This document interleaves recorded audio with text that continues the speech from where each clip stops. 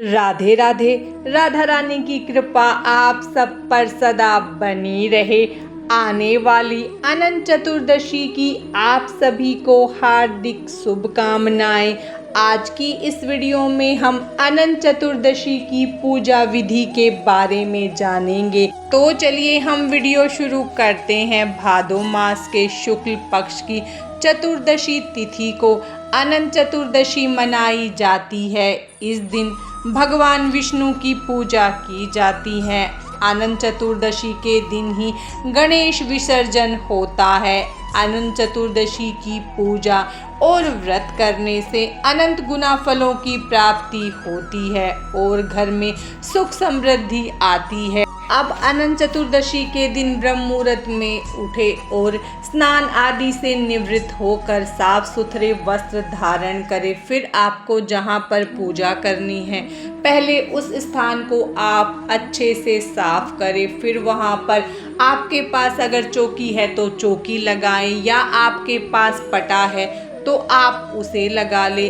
अब हम चौकी के ऊपर एक पीले रंग का वस्त्र बिछाएंगे क्योंकि पीला रंग भगवान विष्णु को अति प्रिय है। उसके बाद हम अनंत चतुर्दशी के दिन भगवान विष्णु की ऐसी फोटो या मूर्ति लेंगे जिसमें भगवान विष्णु के साथ माता लक्ष्मी और शेष नाग विराजित हो। अगर आपके पास ऐसी मूर्ति या प्रतिमा नहीं है तो अलग से माता लक्ष्मी और शेष नाग का पूजन कर सकते हैं। अनंत चतुर्दशी के दिन शेष नाग का पूजन किया जाता है। तो अगर आपके पास माता लक्ष्मी और विष्णु जी की मूर्ति है उसमें शेष नाग नहीं है तो आप या तो मिट्टी से या आटे से शेष नाग बनाकर उनको चौकी पर विराजित करके उनका भी पूजन कर सकते हैं। अब हम तिल का या पुष्प का आसन देकर भगवान की फोटो या प्रतिमा को चौकी पर विराजित कर लेंगे। अब हम भगवान के सीधे हाथ की तरफ कलश स्थापना करेंगे। उसके लिए हमने काले तिल लिए हैं, उससे हम चौकी पर अष्टदल कमल बनाएंगे। अगर आपके पास काले तिल नहीं है तो आप सफ़ेद तिल या अक्षत का प्रयोग करके अष्टदल कमल बनाएं। हमने यहाँ पर काले तिल से अष्टदल कमल बना लिया। या तो हम तांबे का या पीतल का या मिट्टी का कोई भी कलश जो आपके पास उपलब्ध हो वो लेंगे।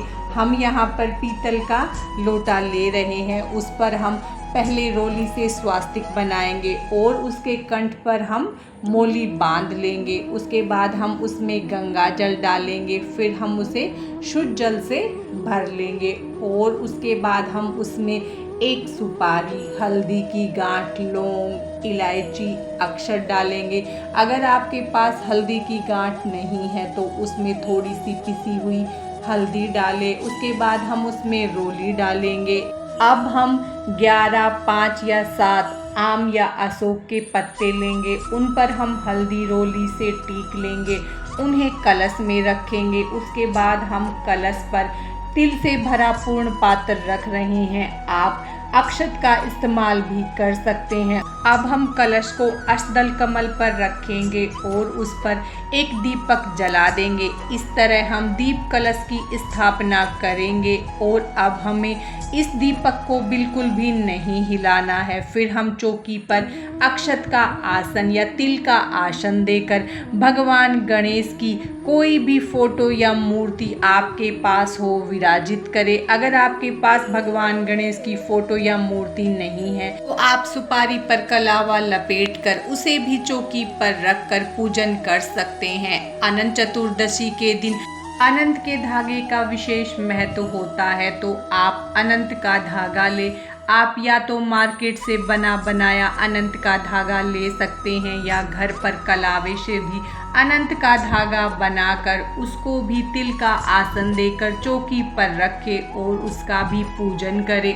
अब हम चौकी का शुद्धिकरण कर लेंगे। उसके बाद हम अनंत चतुर्दशी का अगर हम व्रत कर रहे हैं तो व्रत का संकल्प करेंगे और अगर हम पूजा कर रहे हैं तो अपनी पूजा का संकल्प कर, तो उसके लिए हम हाथ में एक पुष्प, थोड़े से तिल और जल लेकर अपने अनंत चतुर्दशी व्रत का संकल्प लेंगे। संकल्प करके हम हाथ के पुष्प और तिल को भगवान के चरणों में समर्पित कर देंगे। संकल्प लेने के बाद हम चौकी पर विराजित सभी देवी देवताओं का स्नान की भावना करवाते हुए स्नान करवा लेंगे।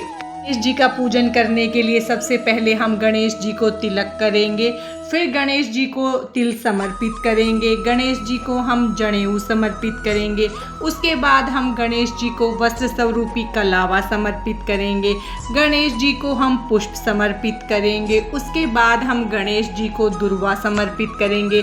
अब हम भगवान विष्णु को चंदन से तिलक करेंगे, फिर हम शेषनाग को तिलक करेंगे और फोटो में विराजित सभी देवताओं को तिलक करेंगे। उसके बाद हम माता लक्ष्मी को रोली से तिलक करेंगे, दीपक और कलश को भी हम रोली से तिलक करेंगे और अनंत का धागा जो हमने चौकी पर रखा है उसको भी हम तिलक करेंगे। उसके बाद हम सभी को तिल समर्पित कर देंगे। उसके बाद हम फोटो में विराजित सभी को वस्त्र स्वरूपी कलावा समर्पित करेंगे और माता लक्ष्मी को हम चुनरी समर्पित करेंगे। फिर हम दीपक और कलश को भी कलावा समर्पित करेंगे। उसके बाद हम सभी को पुष्प समर्पित करेंगे और हम अनंत के धागे का भी पूरा विधि विधान से पूजन करेंगे।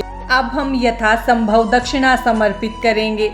भगवान विष्णु को तुलसी अति प्रिय है तो हम तुलसी की मंजरी भगवान को अर्पित करेंगे। भगवान गणेश को हम अलग से भोग अर्पित करेंगे तो हम भगवान गणेश को ऋतु फल और मेवा या मिठाई का भोग लगा देंगे। फिर हम भगवान विष्णु को ऋतु फल अर्पित करेंगे और भगवान को मेवा अर्पित करेंगे। आपके पास जो मिठाई उपलब्ध हो आप वो अर्पित करें और हम भगवान विष्णु के भोग में तुलसी पत्र अवश्य डालेंगे। उसके बाद हम माता लक्ष्मी को श्रृंगार का सामान अर्पित करेंगे। फिर हम सभी देवी देवताओं को धूप दिखा देंगे। अनंत चतुर्दशी की कथा सुनने के लिए हम 1 लोटा शुद्ध जल लेंगे और उसके बाद हाथ में थोड़े से तिल और पुष्प लेकर अनंत चतुर्दशी की हम कथा पढ़ेंगे या सुनेंगे। आप अनंत चतुर्दशी का व्रत करें या न करें, लेकिन आप कथा अवश्य सुने। अब हम हाथ के तिल और पुष्प को भगवान के चरणों में समर्पित करेंगे। अब हम आरती करेंगे। आप या तो दीपक से या कपूर से आरती कर सकते हैं, लेकिन जो हमने कलश पर दीपक रखा है उसे हमें नहीं हिलाना है। आरती के लिए हम अलग से दीपक लेंगे। अब हम पहले भगवान गणेश की, फिर भगवान विष्णु की और माता लक्ष्मी की हम आरती करेंगे। आरती करने के बाद हम हाथ जोड़कर भगवान से पूजा में हुई गलतियों के लिए क्षमा याचना करेंगे और भगवान से प्रार्थना करेंगे कि वो अपनी कृपा हम पर सदा बनाए रखे। उसके बाद हम हाथ में थोड़ा सा जल लेकर चौकी पर से घुमा देंगे। इस तरह हम अनंत चतुर्दशी की पूजा संपन्न करेंगे। चौकी के विसर्जन की विधि हम जान लेते हैं।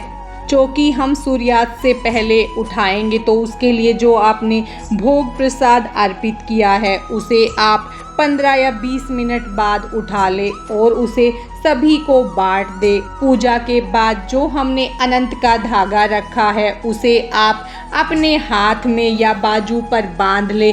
पुरुष उसे अपने सीधे हाथ में, महिलाएं उसे अपने उल्टे हाथ में बांधे। आप अनंत का धागा या तो 1 दिन के लिए बांध सकते हैं या आप 14 दिन के लिए भी अनंत का धागा बांध सकते हैं। उसके बाद आप कोई अच्छा वार देखकर उसे खोल दें। जिस लोटे से हमने कथा सुनी थी उससे हम सूर्य देव को अर्घ्य देंगे और जो हमने फूल पत्र अर्पित किए हैं उन्हें हम भूमि या जल विसर्जन करेंगे। कलश के पानी को हम अपने घर में छिड़केंगे और उसे पौधे में डाल देंगे। भगवान की मूर्ति हम अपने मंदिर में रख लेंगे।